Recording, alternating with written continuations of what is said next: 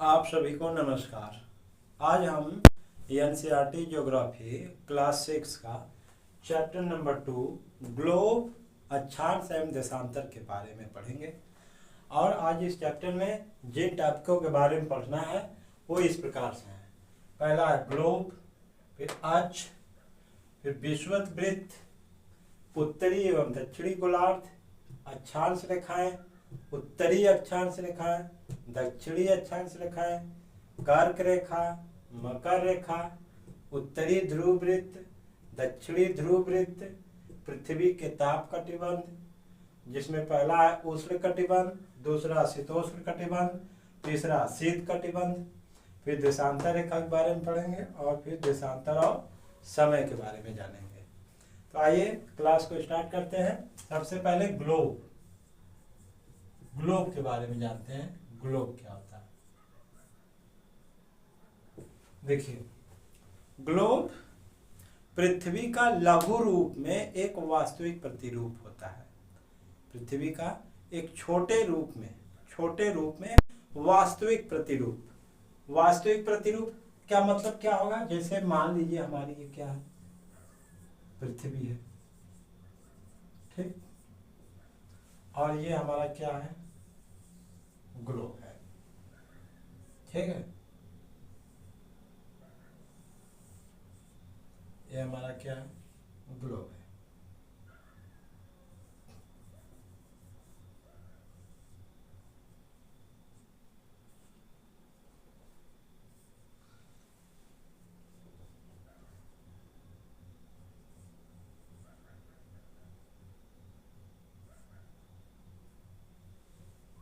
अब पृथ्वी का लघु रूप वास्तविक प्रतिरूप ग्लोब है, तो इसको हम लघु रूप पृथ्वी का वास्तविक प्रतिरूप क्यों बोलते हैं? जैसे पृथ्वी पे जो चीज, मान लीजिए यहाँ पे हमारा झरना है यहाँ पर, तो इस झरने की सटीक स्थिति हम ग्लोब पर भी दिखाएंगे, ठीक।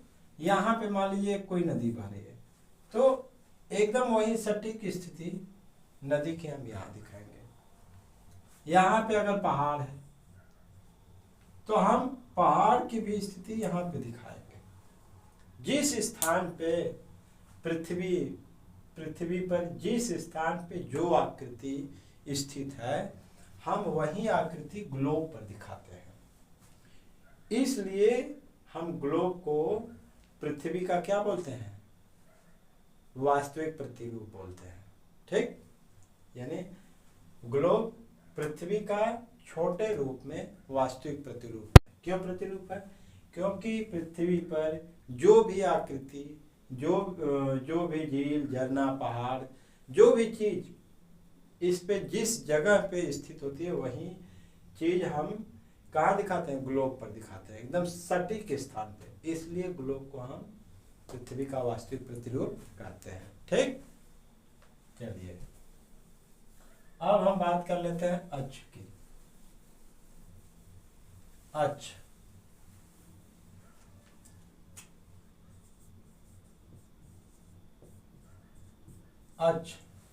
आप देखेंगे कि एक ग्लोब है, तो ग्लोब में एक सुई झुकी हुई अवस्था में होती है। इसी को हम क्या बोलते हैं? अक्ष बोलते हैं। इसी को हम क्या बोलते हैं? अक्ष बोलते हैं। ये काल्पनिक रेखा होती है। पृथ्वी में ऐसी कोई रेखा है नहीं, लेकिन हमने एक इसको मान लिया है, इसलिए ये क्या होता है? अक्ष होता है। और ये अक्ष ग्लोब के जिन दो बिंदुओं से होकर के गुजरता है, एक बिंदु ये और एक बिंदु ये, इन दोनों बिंदुओं को, ऊपर वाले को बोलते हैं उत्तरी ध्रुव, और इसको बोलते हैं दक्षिणी ध्रुव। इसको क्या बोलते हैं? दक्षिणी ध्रुव। तो अक्ष ग्लोब पर एक सुई झुकी अवस्था में होती है, जिसको हम अक्ष बोलते हैं, और यह अक्ष ग्लोब के जिन दो बिंदुओं से होकर के जाता है, उसे हम उत्तरी ध्रुव और दक्षिणी ध्रुव कहते हैं। क्लियर है? ठीक है। इसी अक्ष के चारों ओर, मतलब इसी अक्ष पे जो पृथ्वी है अपना घूर्णन करती है, और पृथ्वी का घूर्णन काल सबको पता है 24 घंटे। ठीक है, चलिए अब हम बात कर लेते हैं विषुवत वृत्त की। विषुवत वृत्त,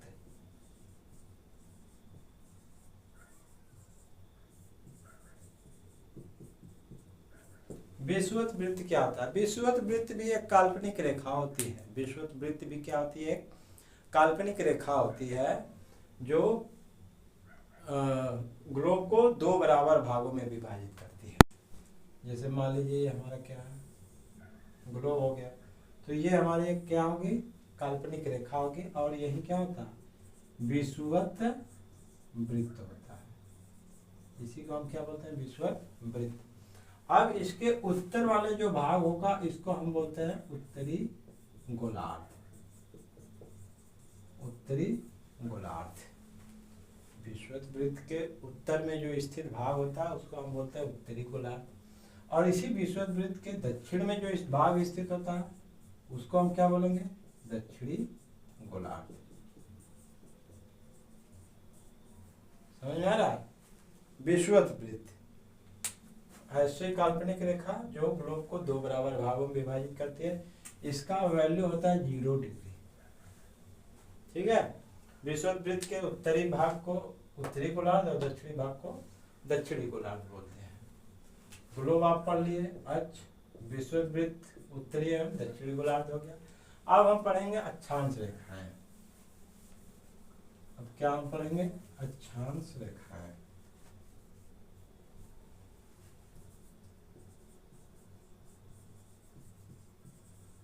अक्षांश रेखाएं,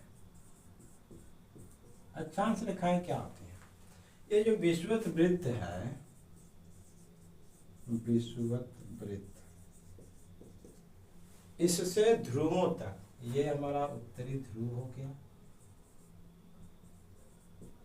और ये क्या हो गया? दक्षिणी ध्रुव। तो विषुवत वृत्त से ध्रुवों तक स्थित जितने भी समांतर वृत्त होते हैं, समांतर वृत्त, इन्हीं को हम क्या बोलते हैं? अक्षांश रेखाएं। ये एक दूसरे के क्या होंगे? समांतर होंगे। इन्हीं को हम बोलते हैं अक्षांश रेखाएं। विषुवत वृत्त से ध्रुवों तक स्थित, चाहे उत्तरी ध्रुव ले लीजिए चाहे दक्षिणी ध्रुव ले लीजिए, तो विषुवत वृत्त से ध्रुवों तक स्थित सभी समांतर वृत्त को हम क्या बोलते हैं? अक्षांश रेखाएं बोलते हैं। ठीक है, अब उत्तरी अक्षांश रेखाएं और दक्षिणी अक्षांश रेखाएं। उत्तरी अक्षांश रेखाएं क्या होती है? उत्तरी एवं दक्षिणी अक्षांश रेखाएं।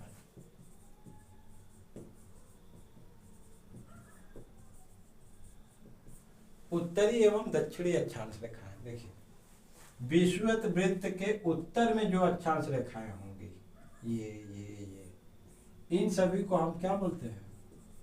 उत्तरी अक्षांश रेखाएं।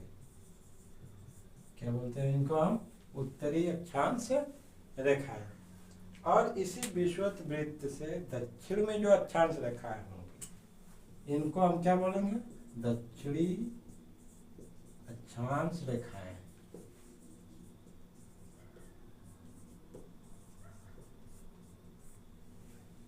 इनको हम क्या बोलते हैं? दक्षिणी अक्षांश रेखाएं। एक बार फिर से समझ लीजिए, विषुवत वृत्त के उत्तर में स्थित जो अक्षांश रेखाएं होती हैं उनको हम बोलते हैं उत्तरी अक्षांश रेखाएं। इस विषुवत वृत्त के दक्षिण में जो रेखाएं स्थित होती हैं उनको बोलते हैं दक्षिणी अक्षांश रेखाएं। ठीक है, अब हम बात कर लेते हैं कर्क रेखा की।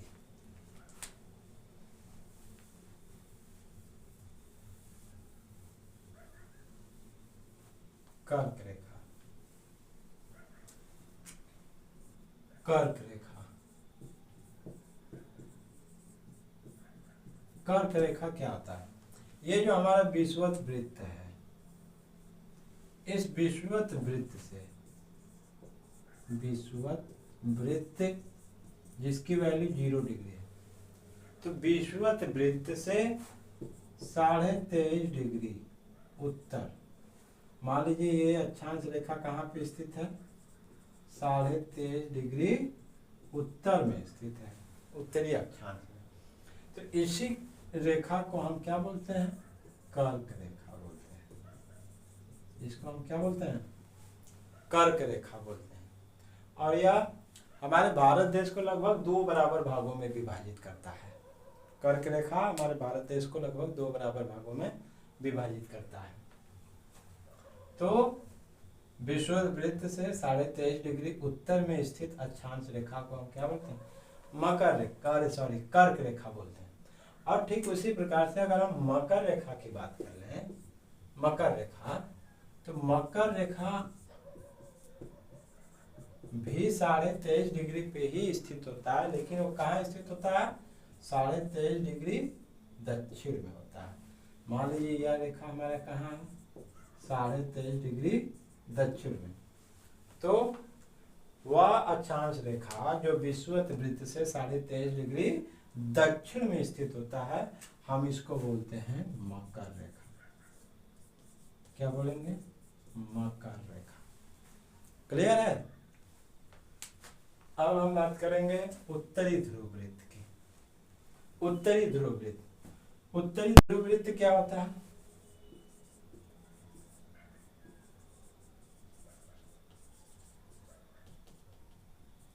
देखिए इसी विषुवत वृत्त से मान लीजिए ये अक्षांश रेखा कहाँ पे है, 66.5 डिग्री उत्तर में स्थित है। ठीक है, इस विषुवत वृत्त से उत्तर में 66.5 डिग्री पे जो अक्षांश रेखा स्थित होगा, मान लीजिए कि यह 66.5 डिग्री पे है, तो हम इसी को बोलते हैं उत्तरी ध्रुव वृत्त। क्या बोलेंगे इसको, उत्तरी ध्रुव वृत्त। क्या बोलेंगे, उत्तरी ध्रुव वृत्त। इसी में अगर हम दक्षिणी ध्रुव वृत्त की बात कर लें, दक्षिणी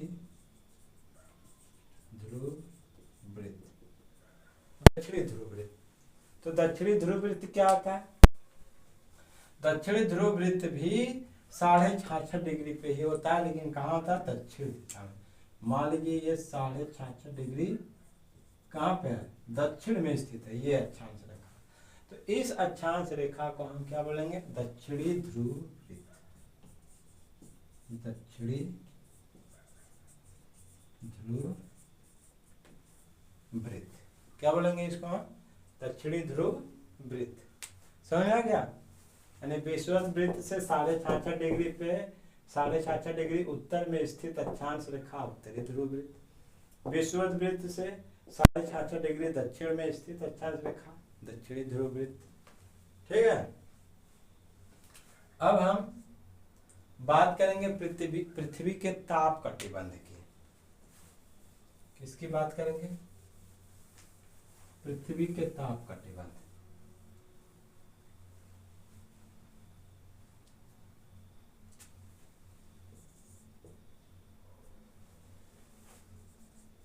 पृथ्वी के ताप कटिबंध,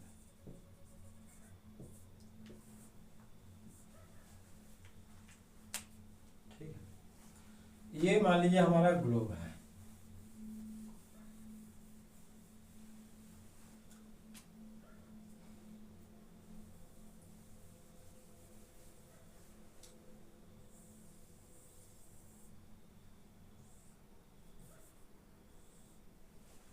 ये हो गया विषुवत वृत्त, विषुवत वृत्त, ये हो गया कर्क रेखा, ये उत्तरी ध्रुव वृत्त, ये मकर रेखा, ये दक्षिणी ध्रुव वृत्त, ये दक्षिणी ध्रुव, ये उत्तरी ध्रुव, ये उत्तरी ध्रुव वृत्त, उत्तरी ध्रुव वृत्त,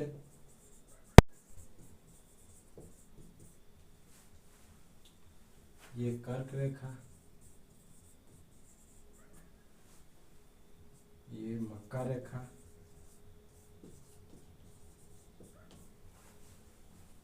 ये दक्षिण दक्षिणी ध्रुव वृत्त।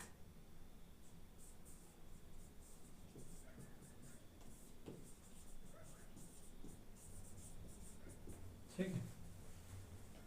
अब देखिए, पहला पृथ्वी के ताप कटिबंध में पहला अगर हम बात करें उष्ण कटिबंध की, उष्ण कटिबंध, ठीक है। तो उष्ण कटिबंध क्या होता है?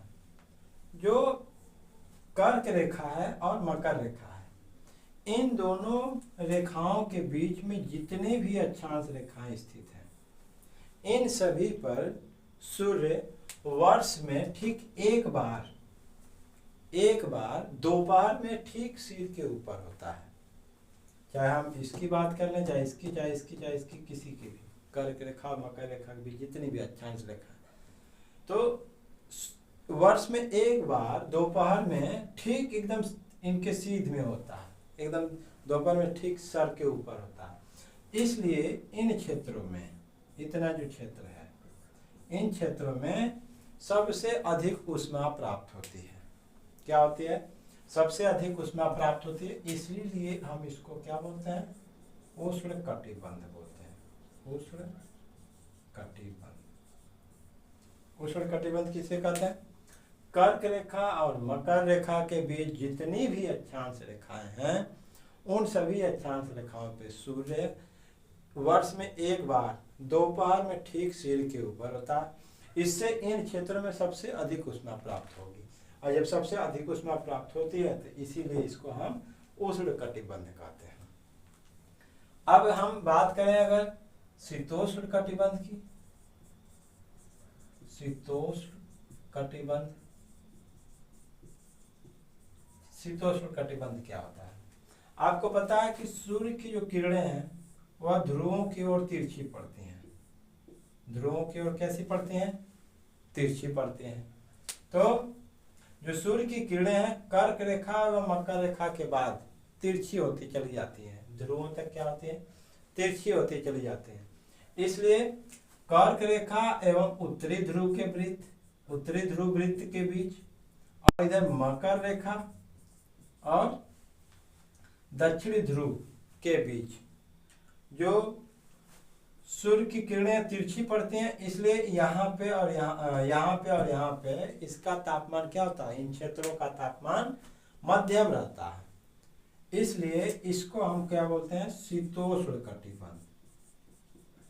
शीतोष्ण कटिबंध, इसको क्या हम बोलते हैं? शीतोष्ण कटिबंध। यानी कर्क रेखा एवं उत्तरी ध्रुव के वृत्त तथा इधर मकर रेखा एवं दक्षिणी ध्रुव के वृत्त, दक्षिणी ध्रुव वृत्त के बीच की जो तापमान होता है वो क्या होता है?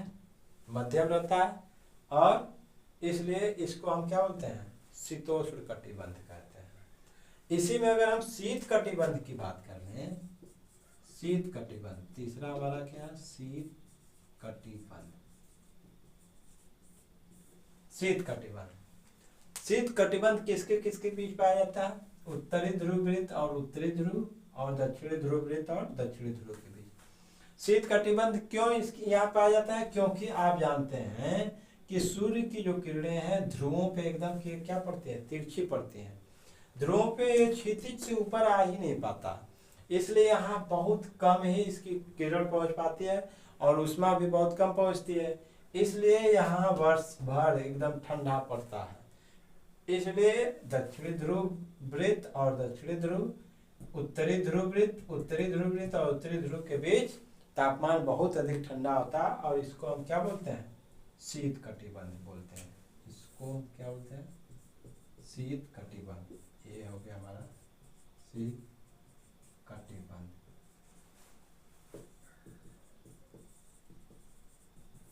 समझ आ गया? उष्ण कटिबंध भी समझ आ गया, शीतोष्ण कटिबंध और शीत कटिबंध। ठीक, अब हम बात करेंगे देशांतर रेखा की।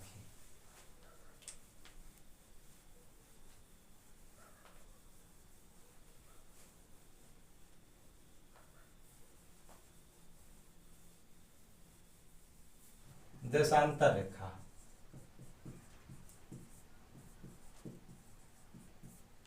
देशांतर रेखा ये भी एक प्रकार की काल्पनिक रेखा ही होती है जो उत्तरी ध्रुव को दक्षिणी ध्रुव से जोड़ती है।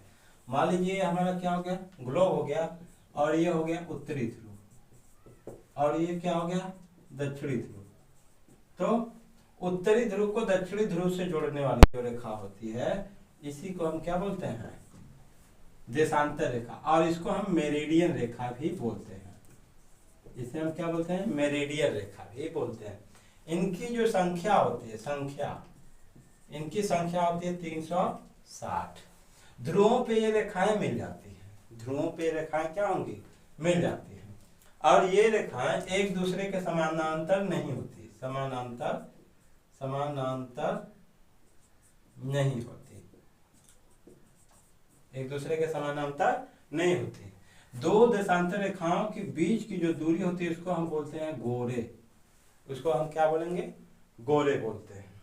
और विषुवत वृत्त पे, मान लीजिए विषुवत वृत्त है, तो विषुवत वृत्त पर इन रेखाओं के बीच की जो दूरी होती है वह सबसे अधिक होती है।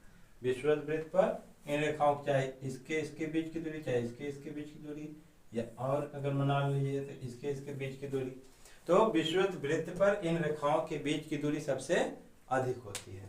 ठीक है, अब हम देशांतर और समय की बात कर लेते हैं।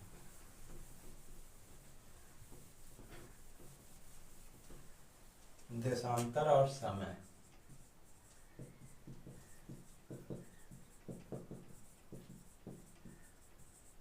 देशांतर रेखाओं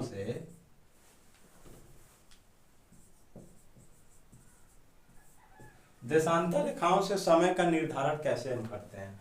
मान लीजिए हमारा ग्लोब हो गया, आप जानते हैं कि ग्रीनिच वेधशाला से गुजरने वाली जो रेखा होती है उसको हम प्रमुख या उत्तर मानते हैं, प्रमुख या उत्तर रेखा,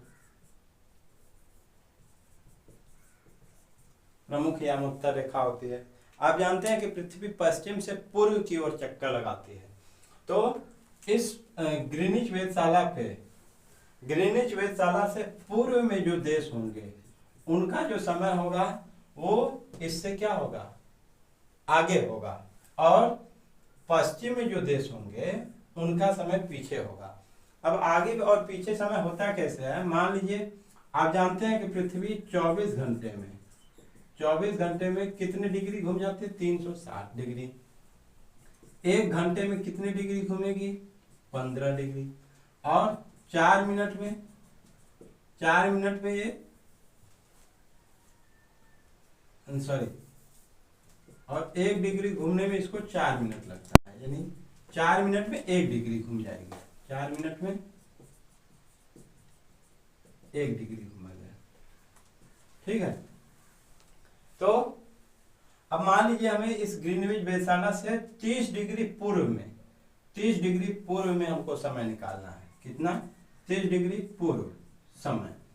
तो आप जानते हैं कि 1 डिग्री पे वो 4 मिनट घूम रहा है, तो 30 डिग्री पे 30 गुणित 4 यानी 120 मिनट समय, यानी इसको अगर घंटे में बदलेंगे तो 2 घंटा हो गया। ठीक है, तो अगर यहाँ पे दोपहर के 12 बज रहा होगा तो इसके पूर्व में 30 डिग्री पे दोपहर के क्या बजेंगे, 2 बजेंगे।